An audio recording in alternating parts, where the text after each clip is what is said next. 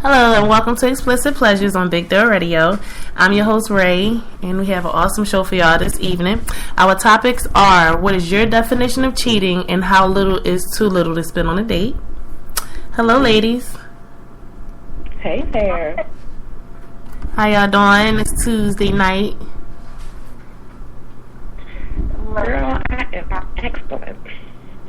Okay, all right. So let's get right into it. How little is well, actually we could do that second half. We'll start off with, what is your definition of cheating? I have a split definition. A split definition? Yeah. Oh, snap. I mean, just, right. Of course, it's the traditional, being physical with somebody else. But I feel like if you are making a mental connection, like you thinking about this person, or you sending them a text, even that type of effort, even if you haven't had a physical relationship with them, but you are in a actual relationship with somebody else, I feel like you're still cheating on that person.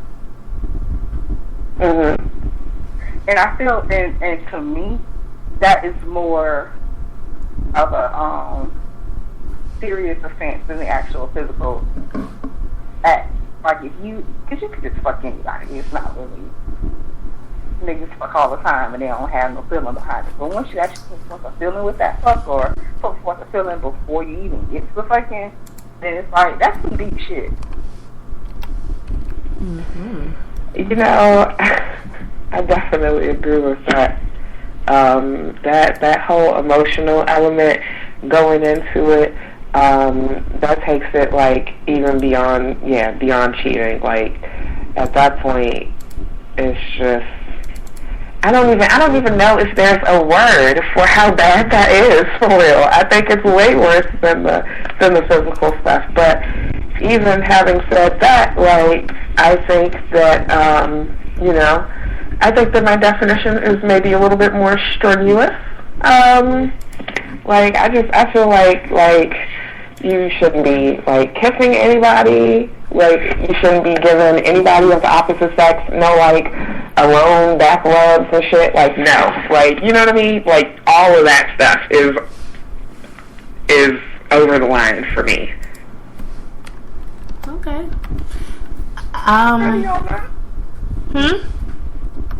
I was saying I agree, no intimacy whatsoever, but that plays into what I'm saying. Even if you're not having a physical intercourse relationship, that type of stuff, that's taking time. That's taking time. I feel like that's more of an offense to me than having a one night stand. Yeah. I'm definitely in agreement with that.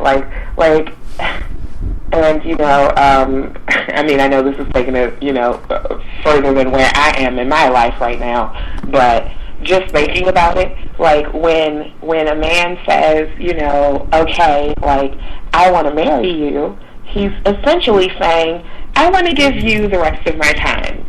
And girls love time. We crave that shit. It's amazing. It's like oxygen test. It's incredible. Okay? It's the best, heroin, crack, weed hit ever. You know what I mean? And I'm 100% agreeing with you. Yeah, when you giving that shit away, for free to somebody else who ain't even put in all this work, aka paid all this money to get that shit, no. That's such a violation.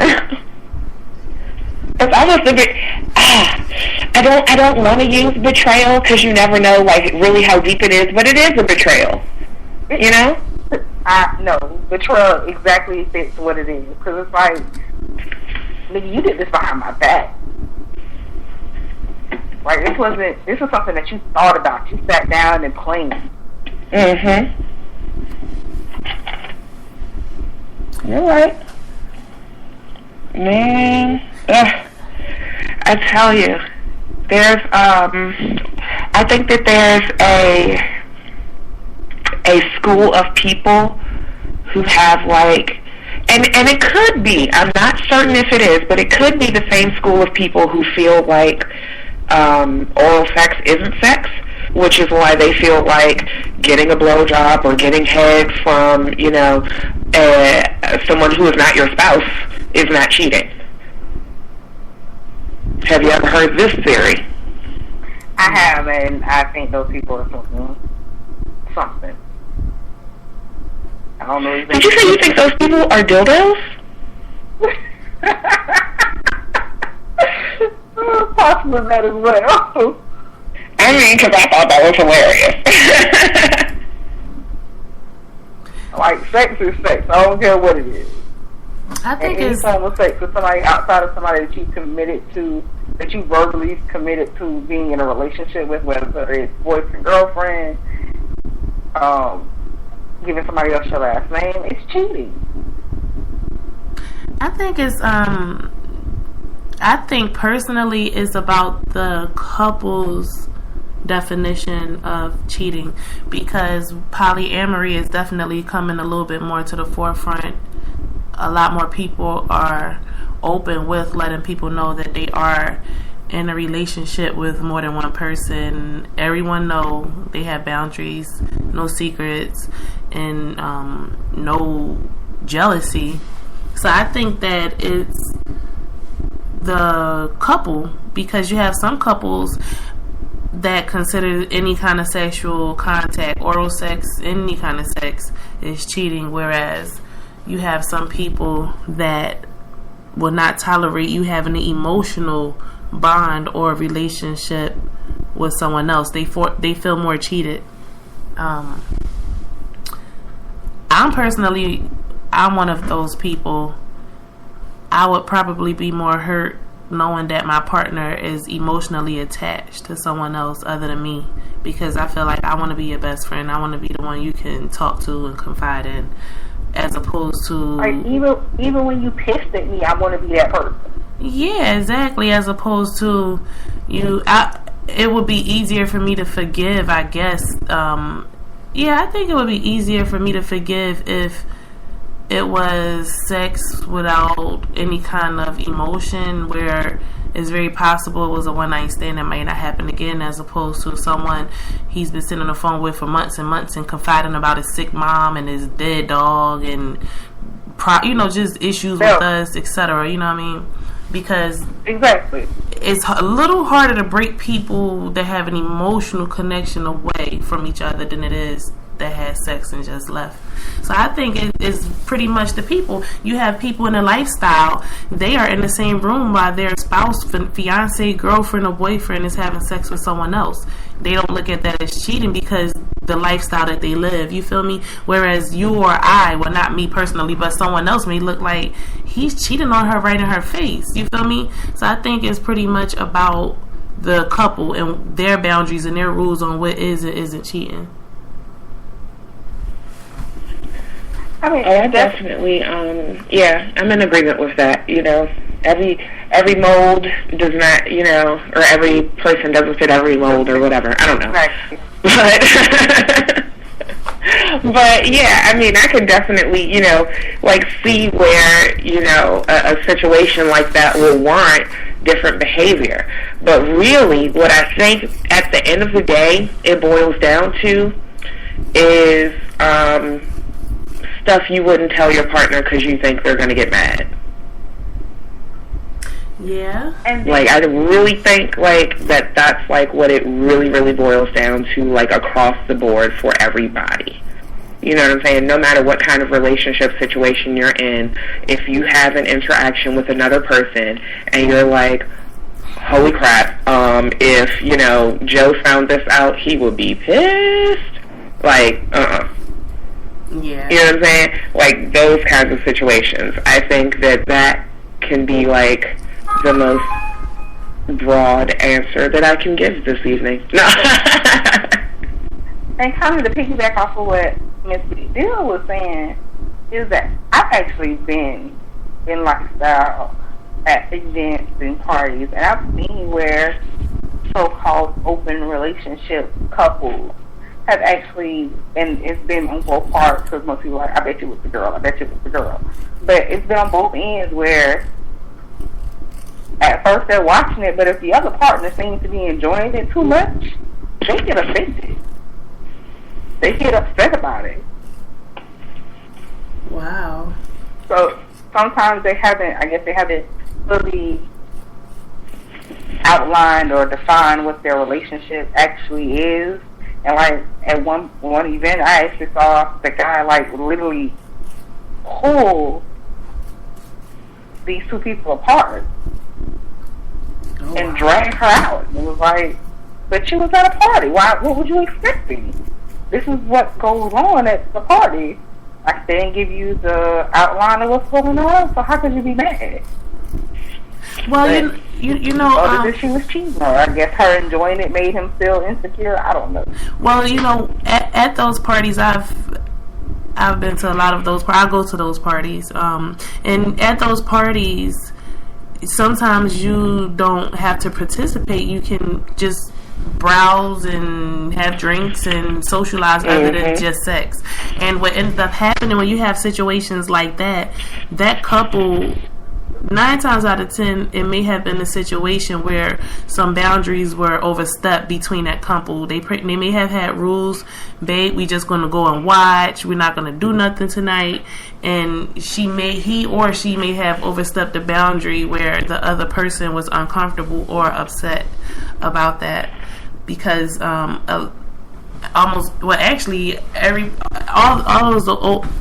that those parties are to mingle and play with other couples, etc. But you don't have to. There's also conversation sitting at a bar, maybe, or stuff like that. It's not all sexual. I mean, we all know what's going to happen there, but it's not like everyone's going to do that. You do have some couples that not 100% comfortable yet, so they go just to browse and see what's going on and mingle amongst other couples just to get vibes from other people.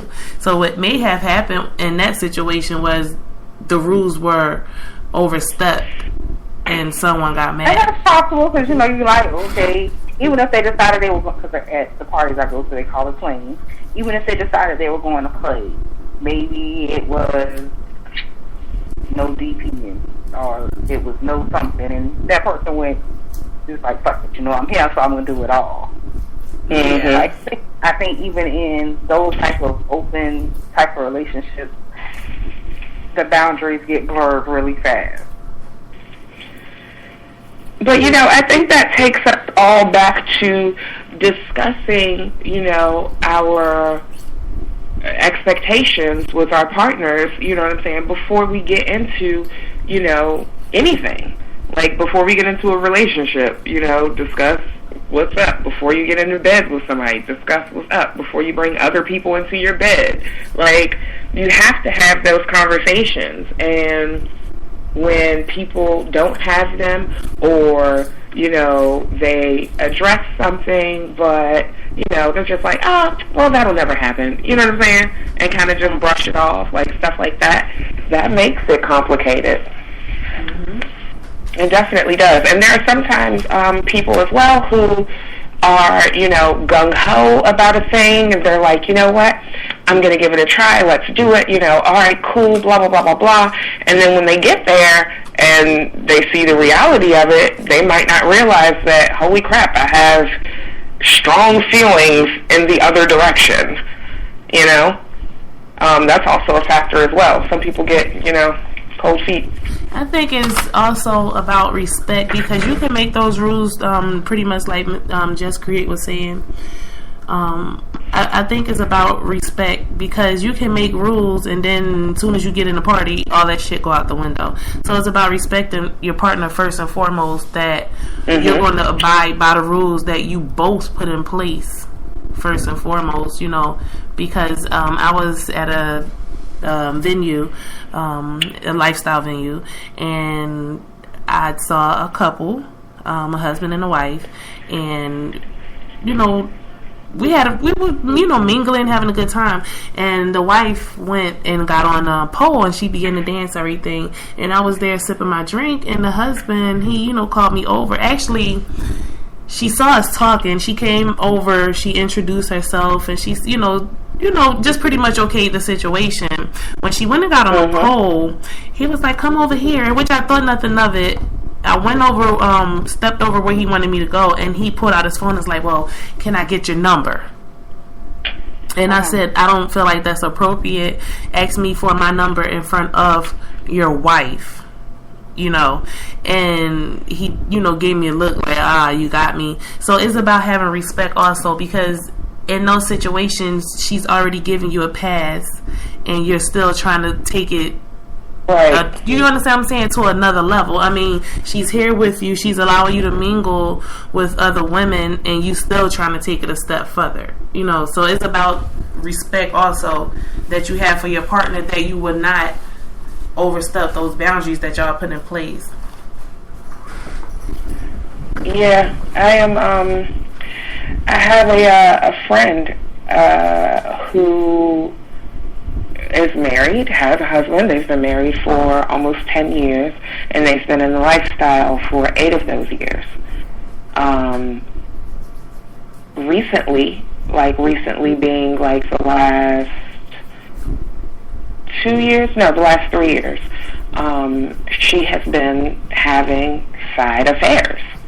Like, they have an open marriage. Like, he, goes out, he's a truck driver, you know what I'm saying? So when he's away from home and stuff like that, like, he's able to, get his rocks off while he's on the road and stuff like that, and do that whole thing. She's cool with it, you know what I mean? She gets to go out and stuff like that. And they have, like, full side boyfriend and girlfriends. Like, okay, but she's still hiding, other interactions with people, getting other people's numbers on the side, like, doing all of this stuff. And I asked her one day, like, why, like, for what? For what? Like, all you gotta do is be like, hey, yeah, I'm going with John tonight. Hey, I'm going with David tonight. Yeah, I'm going with, whoever. Yeah. Like, that's what y'all set up. So why are you? Like, right, like, why are you still doing that? She's like, oh, it just keeps some mystery. I just like to have a little secret or two.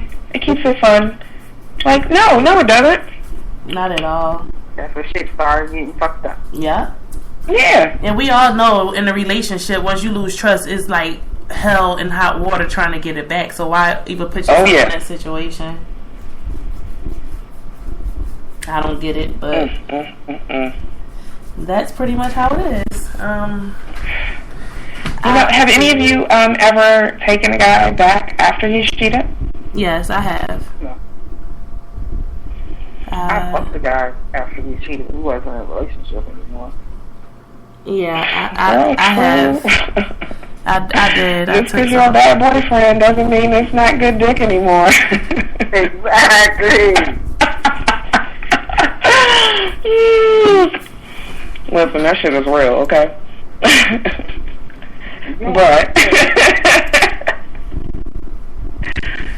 oh my gosh, tell me about that experience, if you don't mind. Like, oh, yeah. What made you go ahead and like, take him back? I cheated too.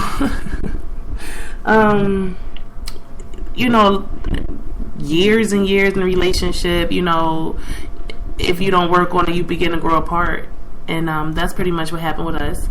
And I started feeling like, oh, we don't have much in common anymore, I cheated. I cheated because I thought he cheated, honestly. And I found out he cheated too. And I took him back. We agreed, no talking about if you're going to take me back, no talking about the past, we're going to move forward, regain trust, etc. And which is when I decided to tell, well, I'm not innocent either, I cheated too. And the funny part is, because he took that harder than me, that I took for him, and I'm like, what a double standard, but whatever.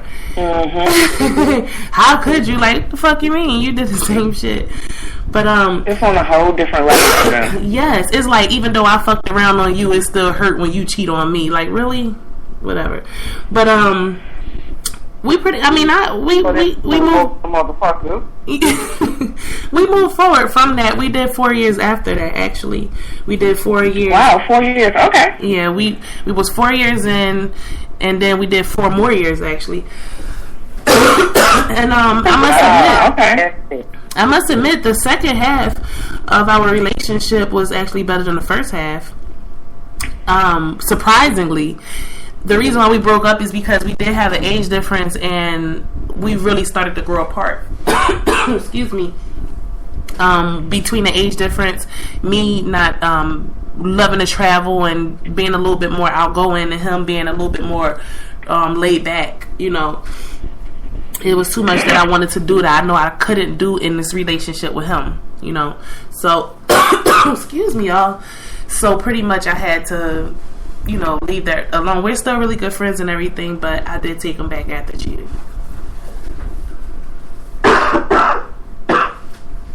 Excuse me. One more time? That's my story. I left all the motherfuckers alone. But I didn't have any time invested in it. It wasn't like we had been in a relationship for years. Most of them it was within, you know, a few months after the part of the relationship. What was supposed to be the serious stage of the relationship. Yeah. But definitely if it was like years in or something, like if James decided to cheat from the cheater or whatever, I would definitely put second thought into whether our relationship was worth continuing. But you know, I must admit, I don't know if y'all remember that song by Beyonce, "Ring the Alarm." Mm-hmm. And I've been through this too long, and I'll be damned if I see another chick on your own. You know, I had that mentality also. Like, no, I almost got the man I want. Like, he, you know, did some changing for me. And it wasn't emotional. It was not an emotional bond between him. I think that if it was, I probably wouldn't have been able to stay. But it was pretty much just sex, and because it was, and I know that I was, you know, shaping my man into who I wanted him to be, I felt like, no, I'm not gonna give up that easy, you know. And like I said, I think it was a good choice. I totally understand. You feel me? Like, you finally got him to stop wearing socks and sandals and all kind of weird church shoes and sandals and shit, and now you was just gonna pass him up? No, you know, like, you done put in all the hard work, you know, he putting the tallest seat down, shit like that, and now you just gonna let him go. No, not being funny, but I don't know, like I said, the second half of our relationship was really good, you know. It was stronger than ever, other than the point that I really started realizing it's just too much I'm not going to be able to do in this relationship because he's too content, you know. But I definitely felt like, no, he's turning into the man I need him to be, and I'm not about to give up all my hard work and give it to somebody else. No. You know, I finally got him to exactly what I like it. Mm-hmm. Yeah, that's just like having a partner in a science project. You do all the hard work, and then they just come in right after you finish the presentation, and they get an A. Right. No. Hell no. You know, so. Yeah. Man, oh my goodness. I had a boyfriend once upon a time, back in like high school, and we were high school sweethearts. Everything was cool, you know. Things were chill. When we were leaving, you know, graduating, high school, he was going to go to the military, and I was going off to college. So, literally, like, I find out on freaking Christmas Eve from his best friend that he smashed off like 4 of his exes in one day before leaving to go to boot camp. Wow. He's busy. Like, you couldn't even wait to get out of the country, you know what I'm saying? And let me tell you, okay, and speaking of, you know, the rules and things like that, I was fully like, listen, if you're in the U.S. and I can get to you I'm going to give you some, okay? Like, that's taken care of. That's handled. We good. But if you're out of the country, you know what I'm saying? I understand. Do what you need to do. Wrap it up. Don't fall in love. Like, other than that, have a good time. Yeah. Like, I'm not super, like, extra uptight about, you know, that potential area, but I felt like that was a, like, you know, violation. That was a violation. Yeah. So, we broke up, and we were apart for 7 months. 7-8 months before we got back together, and it was just like a rebuilding process that entire 8 months, and I refused to be with him until I felt like I could trust him again. Like, it was crazy, and he totally cheated again, and after that, never took back a cheater again. I know that's right. In that sense, I definitely understand. I mean, you gave him a chance. He had issues with himself. That's how it is sometimes.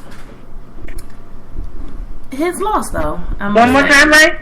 I said he has issues with himself. I mean, if you keep on cheating, you know, like, you got some shit that you need to get together, or you just not ready. Oh yeah. Yeah, he's definitely not ready. I mean, I still know him, like, we're still, you know, decent friends and whatnot. But yeah, like, his life is a porno. He just cannot keep his dick in his pants whatsoever. And the bad thing, or maybe the good thing to his advantage now, is that his family, like, anytime that he brings a girl around them, they're like, hey, listen, he's going to have his dick in something else tomorrow night. In fact, tonight. Like, they tell the girls, and they accept it. But I guess as long as you're being upfront, as long as you know what's going on, then that's fine. But, like, I'm not the one to accept that kind of behavior. Yeah.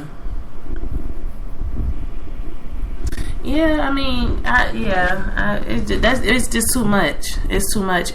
And some, you know, and I think sometimes that's why a lot of people in the lifestyle you find that have been together over a decade, because they give the okays for that partner to scratch their itch, so to speak, you know. But someone is consistent. I mean, that sounds like he has a problem, and I would definitely be praying for that brother to make sure that he is using protection, and, you know, because if he's off the chain like that, you know what I mean, I just hope that he's using condoms and stuff, and, you know. Let me tell you, we all hope. Okay? We all hope, but, you know, who knows what the likelihood of things is, you know. Well, let me let all our listeners know. Don't forget, you can listen to us live or later on your phone. You can go to the Play or App Store, download Spreaker, search Big Deal Radio, and follow us. You can also chat with us live during the show via that Spreaker app. You can comment on the show. And if you want to listen from your PC, www.spreaker.com, search Explicit Pleasures. If you would like to call in to participate with us every Tuesday, 9 p.m., phone number 641-715-3580, ID 882390. Don't forget to follow us on Twitter, Ladies of EP. Like our Facebook page, Explicit Pleasures. Also, if you have any questions for the ladies of Explicit Pleasures, email us explicitpleasures69@gmail.com. Now, this is the part of the show where we're going to talk to Miss Susie, and she's going to give us some tongue tips. Indeed, madame. Now, if you guys don't know, for some weird reason, I'm Susie. Hey. I'm back today with this week's tongue tips, and this week we're going to explore the arms and the legs.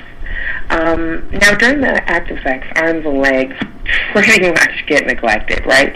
They're only used to be a means to move around the hands and the feet, pretty much spread the legs. That's all you really need to do, you know what I'm saying? Thrust with them. Other than that, people aren't really paying much attention to them. They're not used to really activate your partner's erotic zones. Instead of the legs being viewed as sexual instruments, they're just, assisting that ass as it bounces up and down on the dick, you know what I mean? This needs to change. And as one of the forefathers of foreplay, then I'd like to suggest, lots of new and interesting ideas so that you guys can incorporate these into your boudoir routine. So now, okay, starting with the arms. We're actually going to revisit a tip or two from last week, which is, taking time to focus on the neck, the shoulders, that collarbone area, as well as that area of skin just above the armpit. I know it's kind of like a weird place, but it's an interesting feeling, and it's not stimulated or activated very often at all, so it should be pretty sensitive as well. Now, what you're going to do there, of course, you're licking, you're gently nibbling those areas as well, and that's going to definitely signal the start of something really awesome with you and your partner. Now, next, try running that tongue down the tricep or the back of the arm there while allowing your fingers to gently follow that same path that you're making along the back of the arm. Now, once you get there, kind of to the crook of the arm and the elbow, you're going to go, and in that little crook, you're going to dive in face first, and you're going to, kind of nibble that area. Now, don't get too tough, because this area is very thin. It's already very sensitive, so it should be, kind of ripe for the picking. But if you do that in the crook of your arm as well as on the wrist, that's definitely going to be a sensitive and fun area to stimulate. Now, since you're pretty much at the wrist already, at the hands, once we get down there, what I want to do is invite you guys to do a short palm massage on your partner. And what you're going to do is you're going to take each of those fingers into your mouth, showing off those nice sucking skills, massaging each finger with your tongue, and of course you're going to be massaging the palm of your hand with both of your thumbs facing inward and pressing and flexing those pressure points throughout the palm. Now, that's one hell of a hand job, okay? You're sucking in one area, you're pressing in others. Let me tell you, we do nothing less than full service here on Explicit Pleasures. Now, because you guys have been so awesome about following, the ladies of EP on Facebook and Twitter, and because you guys have been listening to all of our shows and exercising these tongue tips in your bedroom, then I am certain that you know what to do with all of that beautiful body area between the arms and the legs. So, I'm just going to skip over all that middle part, and we're going to go ahead straight to the legs. Now, like I said, it's one of those neglected places, so what we're actually going to do this week is start from the bottom up, which means that you're going to be pulling each of those toes into your mouth, licking and sucking each of those, smallest to tallest, and you're going to be licking that arch and gently nibbling at the Achilles heel as well. Now, from there, you're going to want to kiss and lick your way up the legs, making sure to nibble the backs of the calf and hamstring with just a little bit more pressure than you normally would use. And then finally, we reach, the inner thighs, the crowning achievement of legs, okay? Here is where you should spend most of your time, if you can. Because if you've already, done all this other stuff, all this middle stuff, all the arms, and you did all the legs and stuff, then your partner is pretty much already, put it in. Put it in. No, I'm not playing. Put it fucking in. And if that's the case, you should definitely not give in, okay? Make them wait just a little bit longer and really just tear up that whole inner thigh area. I mean, you're going to be producing orgasms before the genitals are even touched, okay? So this is a really, really excellent way to exercise your foreplay.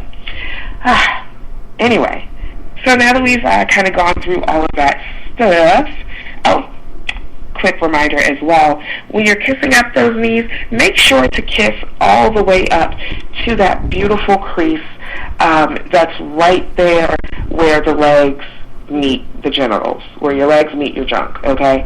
Because that crease is especially sensitive on both the bottom and top halves, and it will be especially susceptible to your kisses and nibbles. Now, that's all the time I have for this week for tongue tips, guys. I know. I said it like I was going to say something else. I had you waiting. Fake out. But if you want to hear more, of course, all you have to do is tune in again next Tuesday at 9 p.m. so that we can have some fun. Now, be sure that if you want to hear any specific tongue tips, or if you have any questions or comments about this segment, definitely send us an email over at explicitpleasures69@gmail.com. Once again, that's explicitpleasures69, the number 6 and the number 9, @gmail.com. And of course, remember to follow us at Ladies of EP on Gmail, email, and Facebook. Guys, that's all the time I've had for you. Back to you, Ray. All right. Thank you, Miss Susie. Don't forget, you can always call us 641-715-3580, ID 882-390, every Tuesday, 9 p.m. EST, Eastern Standard Time. Don't forget. All right, ladies, let's get right back into it with our second topic, which is how little is too little to spend on a date. I feel like that all depends on where you at in your relationship. Like me and James, we have a date night, but we could just go to Popeyes, get a cookies and a biscuit, come home and watch a Netflix, and I'm content. But we at that level of our relationship that you ain't really trying to impress the other person anymore. Not to say that we don't have extravagant dates so we get all dressed up and go out, but for the most part, date night for us is just probably going to grab something to eat and Netflix. Yeah. So, it doesn't have to be that expensive every time we go out right now. But in the beginning, I'm not saying we were spending $200-300 per date, but it was, more on a production type thing. Like, I gotta go buy an outfit, buy shoes, gotta, go get my nails done, make sure, type of, it was a big deal type of thing. Yeah. What about you, Susie?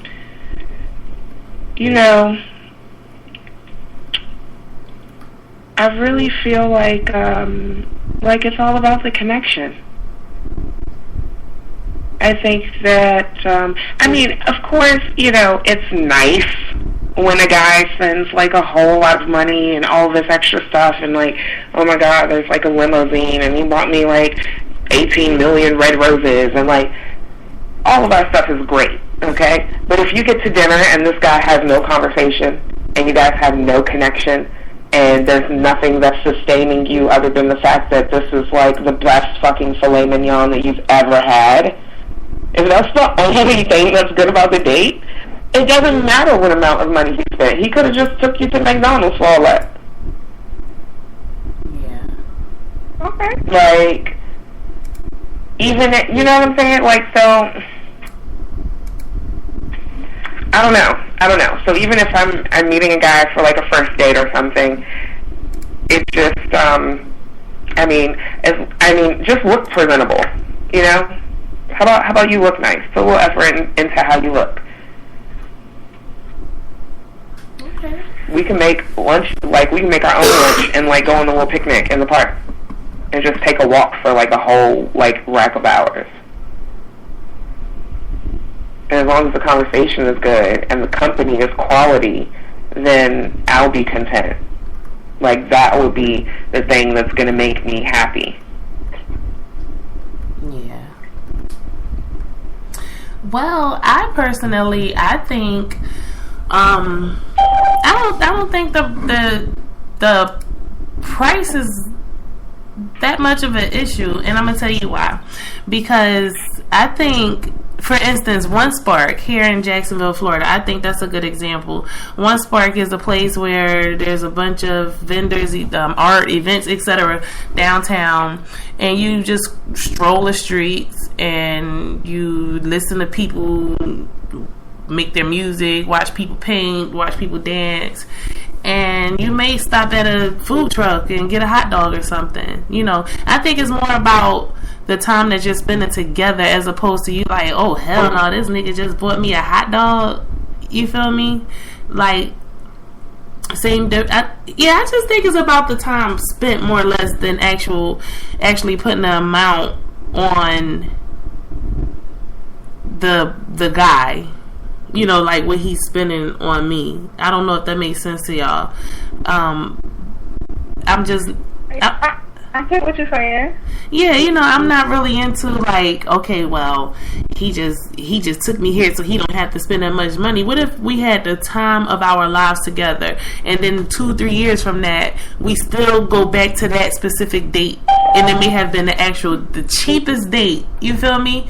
It may have been the absolute most cheapest date, but it was fun. You know what I'm saying? Like it was a good time. You know what I'm saying? So I think that it's more about the fun that you had on the date, as opposed to actually putting an amount on it. We do have a caller. Let's see who we have online. Okay, our caller hung up. They'll call back. But that's just my opinion on it. I don't think it's too much about what's too little. You know, you have some people that go to Popeyes and they get mad because he pulled out a coupon. I'm not that superficial, so I don't think it mattered too much. I think it's about the time spent and how much of a great time we had. We could go sit in Cheesecake Factory or Ruth Chris or, you know, someplace that's, you know, a little bit more expensive, and sitting there and don't have much to say, bad service, and we just looking at each other. And he spent $200. You feel me? Well, now, I agree with that, but pulling out a coupon is a little bit tacky. Just a little bit. I don't think so. If I'm with my man, I mean, I've been actually, I'm not even gonna say if I was with my man. I've been with my my daughter's father. You know, I don't want to like, hey, look, they got these Popeye coupons.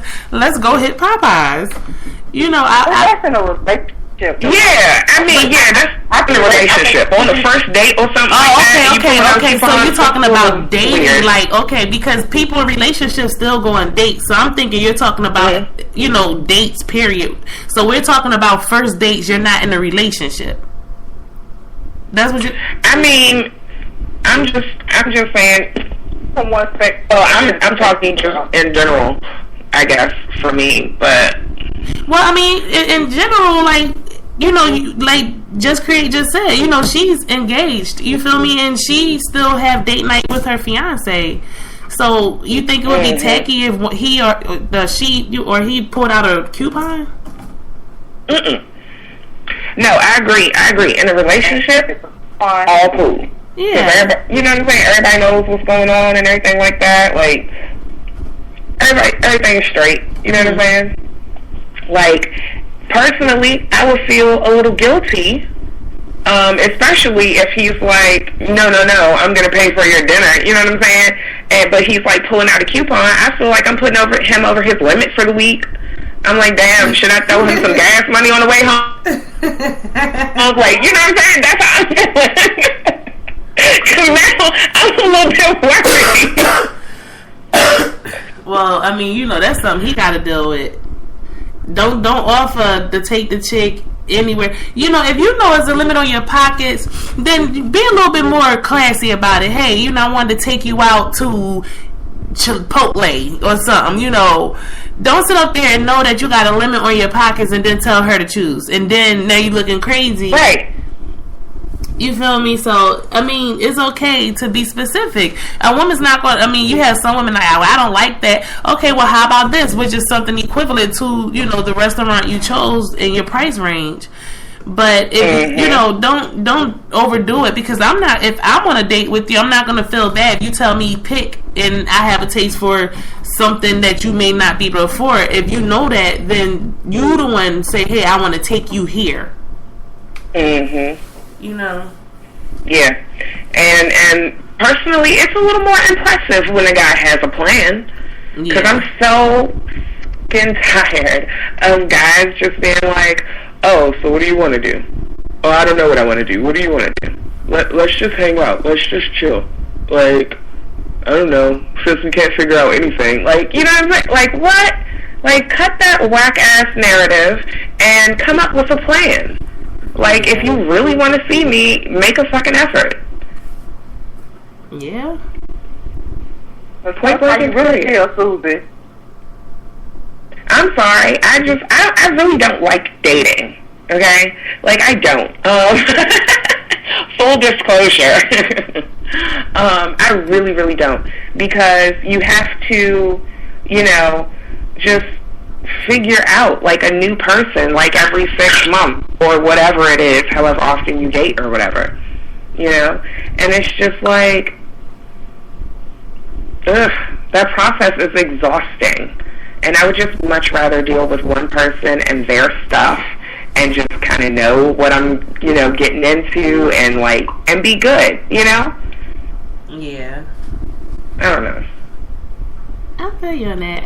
I mean, that's a pretty interesting topic, but like I said, you know, we have, for instance, a carnival, fair, stuff like that.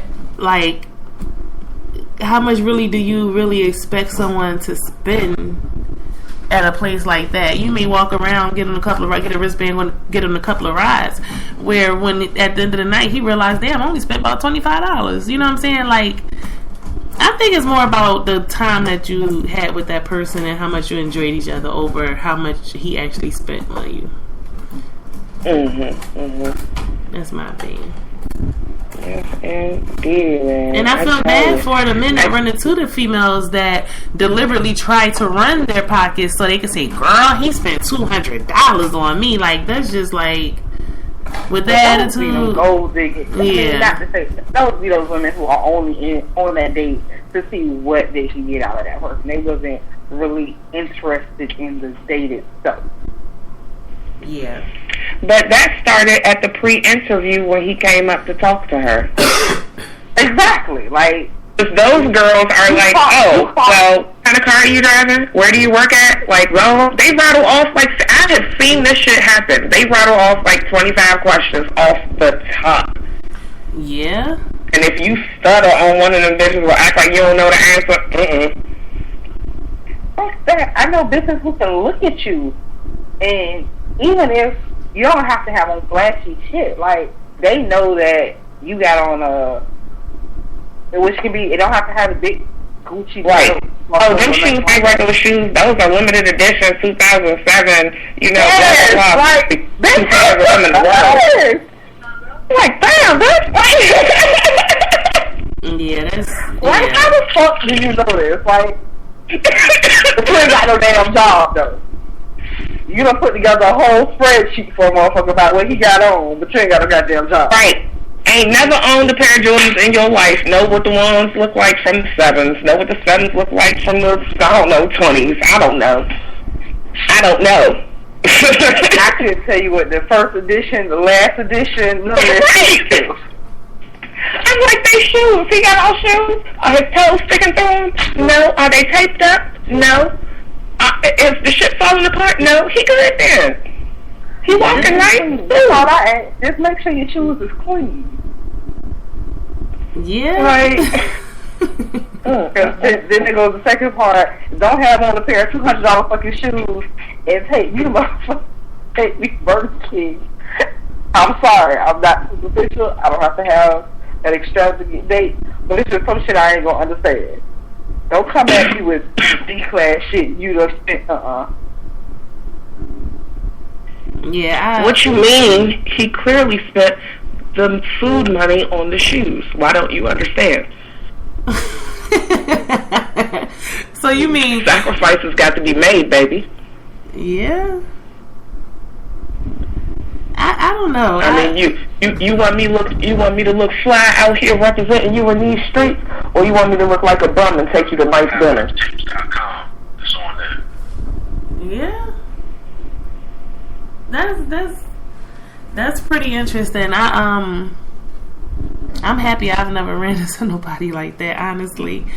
But you do have people that, you know, they got the $200 Jordans, the $300 jeans, the $100 shirt, and they are taking your ass to Moe's.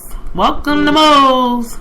So No, I don't even like Moe's. Now you take me to Chipotle. Oh. I'm talking about just, you know, really don't even have anything in their bank account. Probably gonna skip that car note. You know, gonna be laying the rent, but they fly. They fly. So you do have people. They hood rich. Everything in their mama name. Oh, please don't tell me you at your mom's house. Now I understand why you're able to look like that and, you know, be dressed that way. So yeah. I'm I saying. just want y'all to know James is currently hooking his Bluetooth up to his tablet, so he does not have to listen to me anymore. I'm sorry. That was funny to me. It was funny to me too. He did, cause he was doing it real slick, like I wasn't gonna notice the fact that he was trying to drive me out. Oh man. As I always say. Yeah, no, I leave everybody else upstairs. Just because we'll get in the side conversations. Mm-hmm. I'm like, whatever, you better pull out your cell phone and call the show. We try and listen in for free. That's what I told him. Yeah, you gotta call up and give your opinions, guys. By the way, all of our listeners, feel free to call up and give your opinions. Okay, we're not gonna say your real name. You don't have to say your real name. Nobody has to know that you're calling us. But if there's something that you want to discuss and something that you want to, you know, talk to us about or maybe get advice on or hear other people's opinions or whatever, we're here. That's why we're here. We're here for you. Approachable. Definitely. And also, you don't have to call in. You can hit us on that Spreaker app and you can chat with us via text live during the show. So if you want to be anonymous, you can definitely go that way also. That's real anonymous. Yeah, you don't have to, because, you know, some people don't want to be put out there. So you can download the Spreaker app, search Big Deal Radio, and you can look for the show, and you can type in whatever you want to say to us live during the show, and we will respond back to you. Now, this is the part of the show where we go over to Miss Just Create to see what she got going on the real. Hey guys. Okay, Hey. so this week's topic was about cheating. I thought I was going to look up and see what was going on in the world of cheating. I know at one point, you know, the statistics was really high. So I came across something, and it was the 8 things you probably didn't know about cheaters. And I'm going to give them to you one at a time, and then I'll go back and go into a little bit more detail about what they actually were. So the first thing is cheaters are more likely to be rock and roll fans. And I get where they're coming with that, because that seems to go hand in hand, you know. Even with my brother or knowing poets, they are poets and musicians, and they get pussy thrown at them by the handful. So I definitely agree with that one. The second one is that when a woman cheats, it's a dangerous business. For so long, you know, it was rumored that cheating was just definitely a man's thing, and he did it because he wasn't happy, or he was bored, or the wind blew to the left instead of to the right that day, you know, for whatever reason.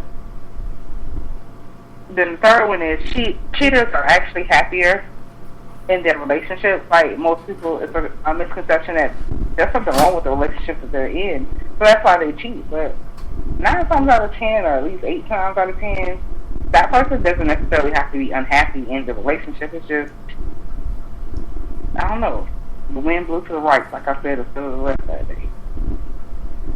Reason, topic number 4 is, if a person starts cheating, they were more than likely in hibernation from their regular relationship.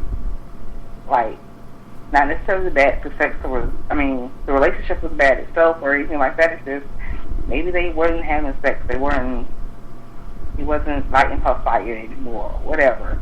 So they started having sex or cheating outside of the relationship, and then once they started having that outside relationship, then their marriage or primary relationship became a lot more intimate. It went from like 0 to 20 real fast. And number 5 was women are more likely to cheat when they're ovulating, which I thought was very interesting because I know when I'm ovulating, my sex drive is really, really high. And it's like I want it now, I don't give a fuck about later.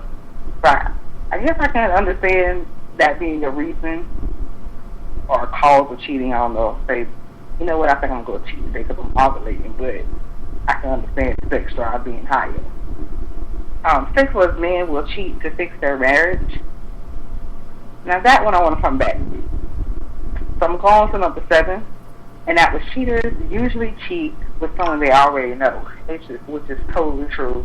You know, you always have that one friend that you always look at them a little sideways, or your spouse look at them like, you know what, I really don't trust them. I don't trust Jim. I don't trust Janet.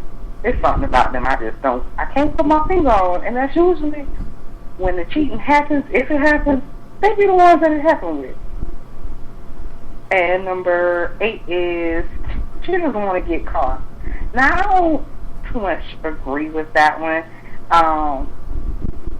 This one says that cheaters want to get caught is like, it's so much of a burden and the guilt, you know, the secrecy, the fear of being caught.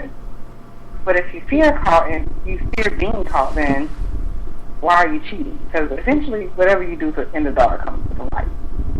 Now, like I said, I wanted to go back to number 6, which was men will cheat to fix their marriage.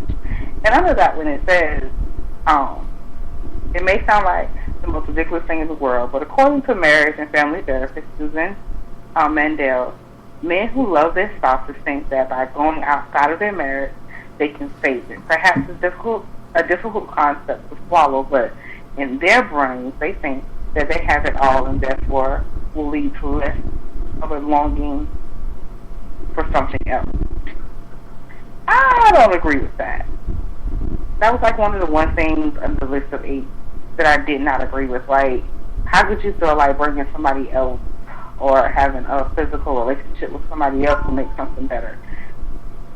I haven't been in many relationships or very long-term relationships, but I just don't understand that logic. Like, you know what, shit already ain't right. Let me go fuck another bitch, or let me go fuck another nigga. And then everything is going to magically work out. No, that doesn't make any sense to me. I don't agree with that one. The other one, women are actually more popular of cheating. They just don't get caught as often. And the reason is saying that women also have same sex. When women cheat, they have same sex cheating relationships. So they don't really count it as cheating. Which I can't go back to what Susie was saying. You know, if I get a blowjob, I ain't really had sex with nobody else. I mean, sex is sex. So if you're cheating with the same sex, the opposite sex, and between the same sexes, you still cheated. But they say when women cheat, it's more often for us to end the relationship because we become more emotionally involved than the men do. Then once we become more emotionally involved, then that begins to corrupt the core relationship that we were originally in, and we start neglecting that relationship to build or grow the new relationship. Most women don't have sex physically just for the sex aspect of it. Mm-hmm. And that's all I have today, ladies. That's interesting. So pretty much, women are more. Is it saying that we cheat more? Yeah, it was saying that women actually do cheat more than men. I think this is just cheating in general. It wasn't marriage cheating. It was just relationship cheating. So women tend to cheat more, but when they cheat more, it's usually that's the end of the relationship for us. And we may be trying to hold on to that relationship, for symbolic reasons, or maybe because we've put so much time into it, but the relationship really is already over when we start cheating. And then we become emotionally attached to the new person, is what they're saying. So then we definitely neglect that core relationship more and start focusing on the new aspect, the new relationship. Okay. But I definitely don't agree with number 6, where it was like, even if it had said, cheating is done to fix marriages. I don't think men cheat to fix marriages. I don't think women cheat to fix. I don't think cheating fixes anything. But that's just my personal opinion, according to therapist Susan Mandel. Men do it because they love it. Yeah, pretty much.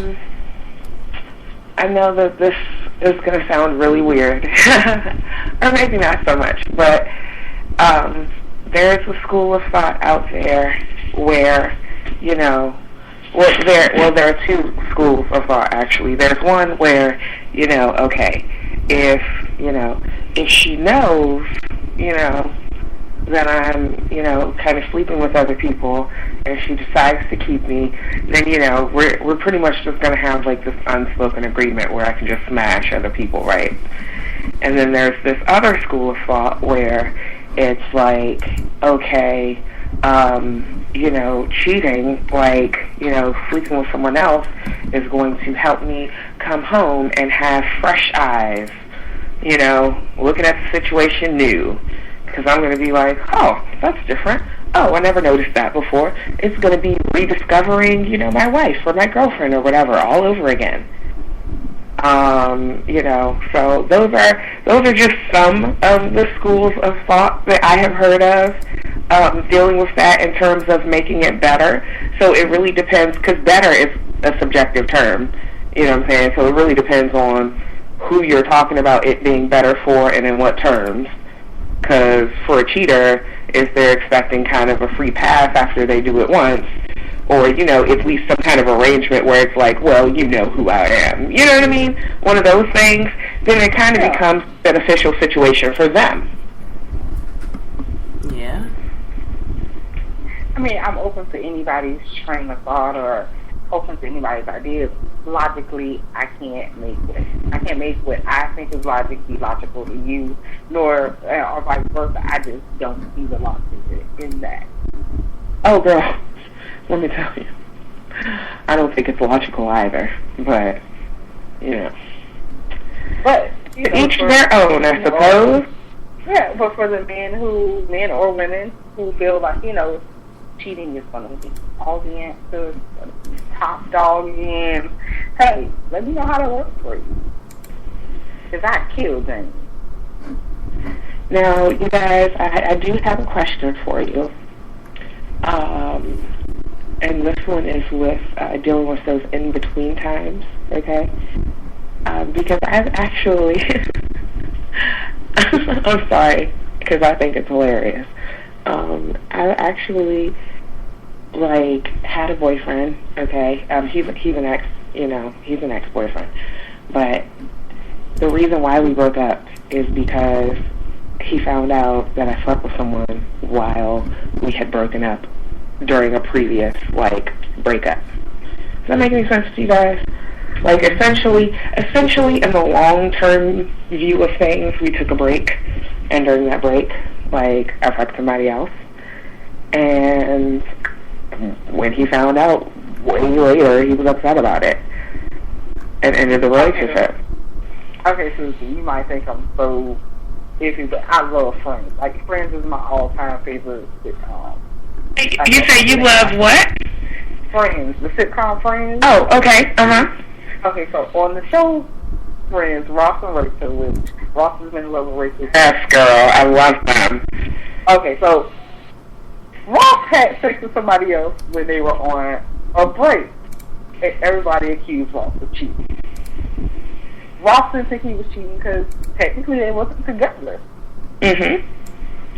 And I agree with Ross. Like, we were on a break together, so I don't think he was cheating, so I don't think you was cheating either. Like that seems illogical. Like, by all accounts, when you break up with someone, like, and I mean, me, every time that I break up with someone, no matter who it is, no matter what the history is in the relationship, every time we break up, I think it's the last time. And it's not because, you know, I want to or don't want to reach out to that person. It's just because, you know, shit seems so final. We're saying such ugly shit to each other. Like, do I really want to deal with you after what you just said? You know what I mean? Like, Exactly. You go through all of those emotions. So, you know, so when you break up, you're relinquishing your rights to the pussy. You're saying, whatever, this conversation is so deep for me that I don't want to have sex with you tomorrow.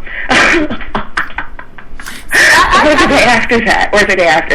That's essentially what you're saying. I just don't play those type of games. I feel like if you are broken up, it means just that you are no longer together in a relationship. I am no longer your property. So I regain myself back as property, which means whoever I want to lend myself out to, I am free to do that because I'm not with you. You understand what I'm saying? So if I break up with someone and I choose to have sex with someone else and we get back together and he just have to know if I was with someone else, that's on him if he's angry that the answer was yes. We were not together. So I'm supposed to pretty much hold my breath and not proceed on with life because we're no longer together? No, that's not how it works. Like, oh my God, it's been 3 years, but he's totally coming back. Exactly. Like, no. I refuse to play those type of games. And men, if y'all out here, y'all know I'm not lying. Y'all definitely love playing those type of games. Y'all want to be broken up, but you don't want her to move on. You want to string along and play those games. I'm not into that. When we broke up, that's exactly what it is. We are broke up. And all this off and on stuff. Ugh. Like, yeah. But instead of cheating, I definitely would rather have you, just call and be like, you know what? This isn't working out. This is not working out to such a degree where I'm about to fuck this bitch right now. Click. Like,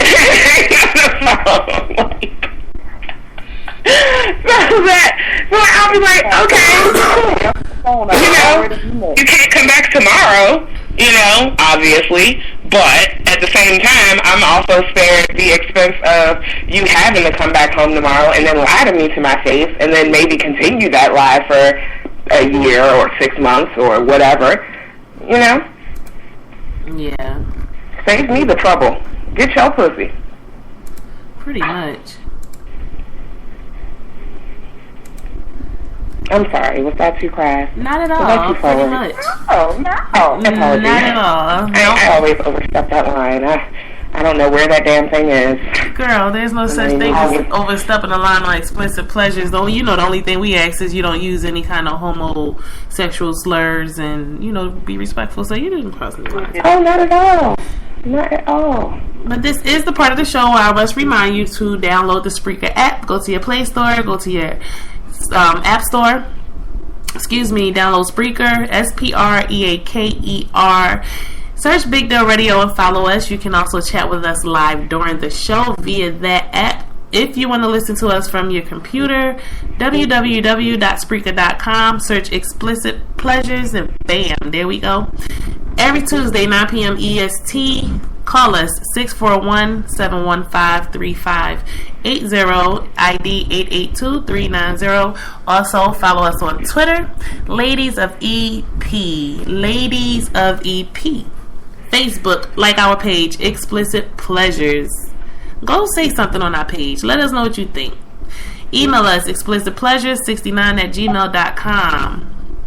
Now, this is the part of the show where we're going to take it back with Miss Susie so we can see what's going to happen next on Choose Now, Pay Later.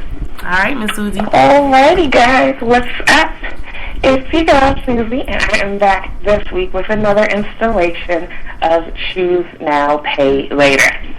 Now, as you guys know, it has been getting pretty crazy already, and we're only, 5-6 weeks in? Oh my goodness, how people's lives change. Let's do a quick recap. Now, as you guys know, there's one love triangle going on with Evie and Adonis, who are engaged, but her ex, Will, showed up at their engagement party with her cousin Jason and crashed the whole deal.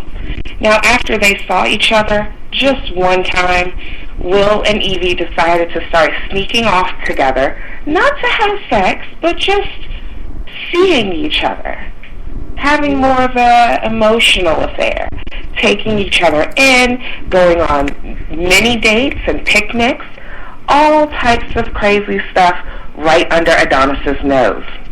But last week, Adonis caught up with them.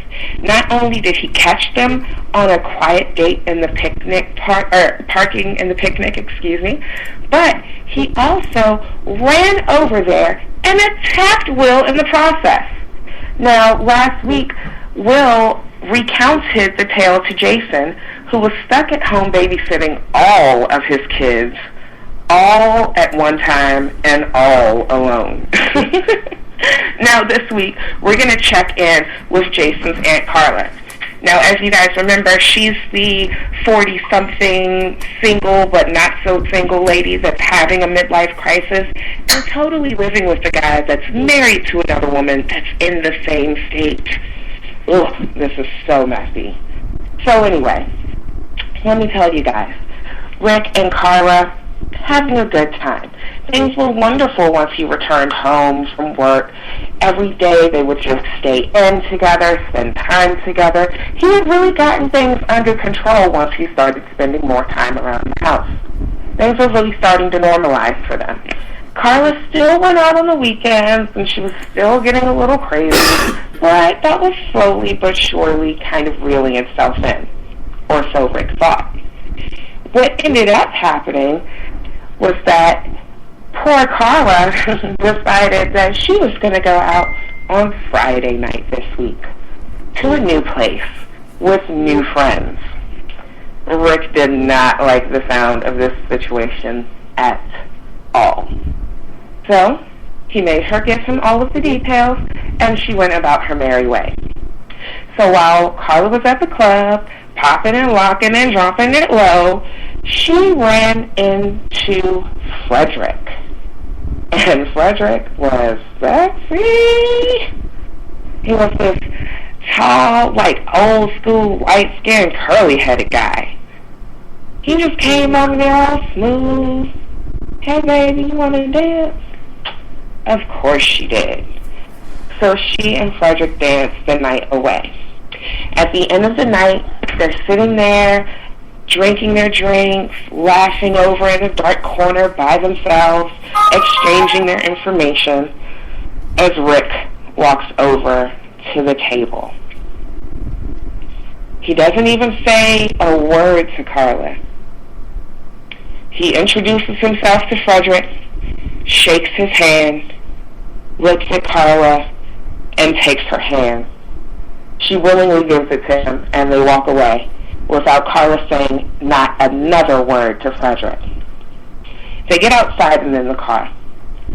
Carla's comfortable at first.